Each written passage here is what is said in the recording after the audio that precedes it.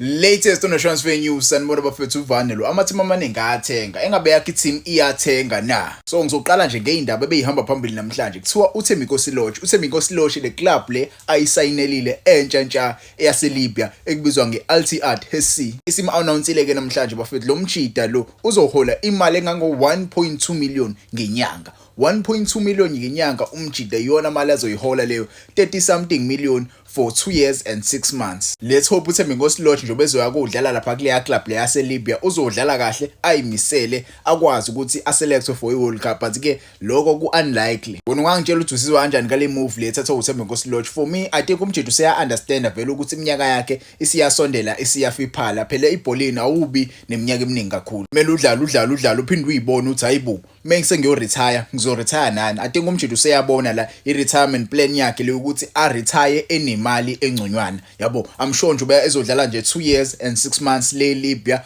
khona i-team azobuya kuyona la ku-Betway Premiership singesazi mhlawumbe ezobe sezoretire nje esozoyiqoqela leyo mali naleyo mase eyaliyeka ibhola. Okuyiplan enhle kakhulu. Let's hope ama-players amaningi la ku-Betway Premiership ayabukela kubadlali abanje ngoThembinkosi Lorch abayibukelayo bona abacabangela iphakethe ukuthi bona mase beqedile ukudlala ibhola bazoba nani. Baningi abadlali esibabonayo bengabi nalutho seliphelile ibhola. Ngangitshela ukuthi i-move kaLorch ikuphatha kanjani. Kwezinye izindaba eziphumile namhlanje Chippa United i-announcele the former Orlando Pirates player bafethu uAbubakar Mobara umjida ke ube-free agent. uMobara ube-free agent after echithwe amaZulu FC. Yangijabulisa ukumbona umjida ebuyela ku-Betway Premiership ezosayinwa iChippa United. Let's hope leli thuba uzolisebenzisa naye uAbubakar Mobara. Usemdala ke yena kade wayegudla ngempela. So iChippa United uzo-add nje lapha i-experience umjida akwazi ukufundisa lawo abancane akwazi ukubaqoqa baye phambili. Iwinile ke futhi iChippa United namhlanje ishaye uBit College ngosikhathi bedlala le. Kwezinye izindaba eziphumile namhlanje iStellies si-reach agreement with iMamelodi Sundowns. U-Aseko T1 bafethu uzojoyina iStellies on a short term loan. Umjida uzojoyina nje iStellies ku6 months nje lo uzospenda le. Same as abadlali abanje ngoKodisang, same as abadlali abanje ngoMabasa bajoyine nje iStellies on loan. Umjida ke let's hope naye uzolisebenzisa leli thuba. iStellies siqinisile ngempela ukuthi sifuna ukubuyela ku top 8, sifuna ukuchallenger sifike kwi-Champions League noma sifike kwi-CAF Confed. But ke kwi-league right now I don't think it's possible for them to challenge for i-league. Let's hope bazokwazi ukuthi babuyele balande equality enkulu kakhulu. Yinhle kakhulu le quality abayilandile just to challenge the big teams akhona kwi-Betway Premiership. Bayiwinile ke igame yabo yokuqala ngosikhathi bedlala against iSkhukhune bawina ngo-1-0. Let's hope they will get 3 points ahead of their games that they are going to play. Kwezinye izindaba eziphumile namhlanje bafethu iStellies siconfirmile ukuthi imidfielder yabo uTuran Manafov uzojoyina iGabala FC on loan for the rest of the season. Leli player suspended 6 months with Stellenbosch but so far iStellies asikakabi impressed indlela adlala khona umjida bathe abamise nje kwi-loan for the remainder of the season babona ukuthi benze njani ngaye yabo. Lo mjida lo remember bedlala le Europe. I see a pattern here with players aqhamuka le Europe maseza la ku-Betway Premiership engaperform kahle. Same as this player obekuba uKodisang. uKodisang naye bephuma le Europe bedlala kahle uKodisang le bamlanda umjida weza la ku-Betway Premiership akaperform ngale ndlela beperforma khona iSundowns decide ukuthi umjida imloan. Kunalo mdlalo obedlale osayinwe iChiefs asikakamboni edlala lo amjida ever since iKaizer Chiefs yamsayina asikakamboni edlala but ubedlala eEurope. I don't know, maybe standard sase Europe kulama league aphansi sincane kakhulu compared to iBetway Premiership. iBetway Premiership indlela eyiyona ilevel yebhola. I feel like iBetway is one of the best leagues akhona la eAfrica because of ilevel intensity yebhola esidlalayo. Labadlali laba asibaboni. These players they become average players yabo. Kwezinye izindaba eziphumile bafethu iKruger United isisayine i-defender lisha okubani okuSipho Sibiya umjida uqhamuka kwi-Upington City FC. Kwezinye izindaba eziphumile kuthiwa iMagesi FC isayine another player umjida ubedlalela amaZulu FC okubani okuSibusiso Magaqa. Let's hope naye umjida uzokwazi ukuthi ayimisele lapha kwiMagesi FC. iMagesi engathi sisayina every player right now. Kuthiwa the former Mamelodi Sundowns defender uKatlego Mohame umjida ngenzeka ajoyine iChippa United on loan. It seems like iSkhukhune United sine quality eningi right now. Siloke silona nje ama players amaningi ahlukahlukene. Remember ke basathana kulona another player, 2 players actually basasana kwalona lawo ma players lawo. Nango omunye umdlali abafuna ukumlona naye kuChippa United. Let's hope naye umjida uzokwazi ukuthi ayimisele lapha.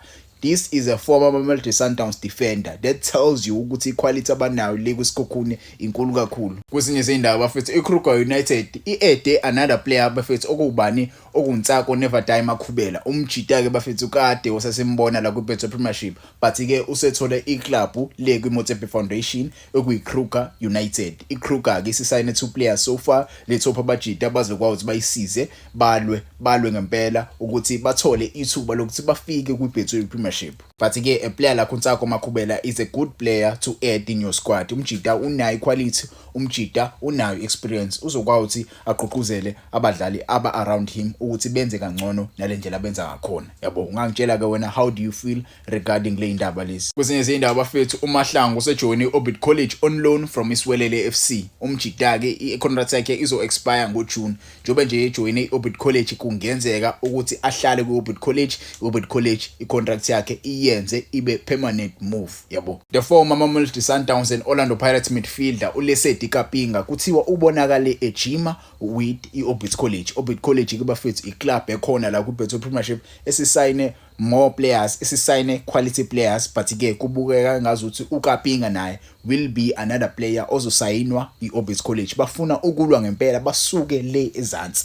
They are very good at signing players abayiquality, but ke bona kumele bazi ukuthi lawo badlali laba abazile nje lapha ukuzodla imali yempesheni, abazile nje ukuzodla imali yokuretire. Kumele bakwazi basize iOrbit College isuke ezansi. Yabo, let's hope ke uLesedi Kapinga uzoletha leyo nto. But ke for me, I feel like confidence yamjida kade yaphela. Yabo, ever since wasayinwe iOrlando Pirates umjida bese ngenayo confidence. Yabo, Sundowns yamhlalisa ebhejini kakhulu umjida, wayene potential, but ke ever since he left iMamelodi Sundowns vele wayehlala ebhenchini, akasiyena uLekapinga lo besimazi umjida. Yabo, ngosikhathi sadlala lo Black Leopards uyamazi wena uKapinga, uyamazi uLesedi Kapinga. Kaizer Chiefs irelease isquad abazohamba naso bayele kwiCAF Conference njengoba beyodlala nje imatch yabo bafethu ebalekile naba abadlali abahambile bafethu. There are many players abakhona kule list and there are many players abangekho kule list. Abadlali abanje ngocele nje abekho included kule list le, asazi ukuthi kwenzakalani ngabocele, mhlambe ba injured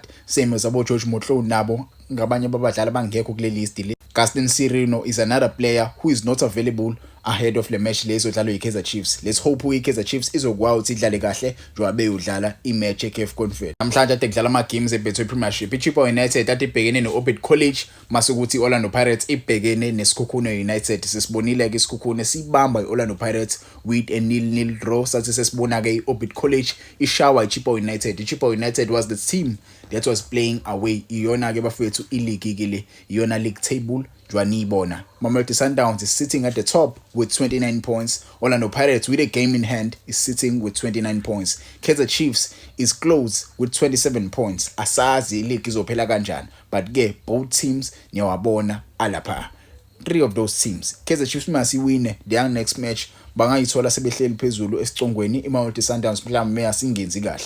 Ngiyalibona ke ileague ikanjani, ileague iyagijinyiswana right now. Let's hope izinto zizoma kanje up until kuze kuphele ileague, up until the last game of the season. Yabo.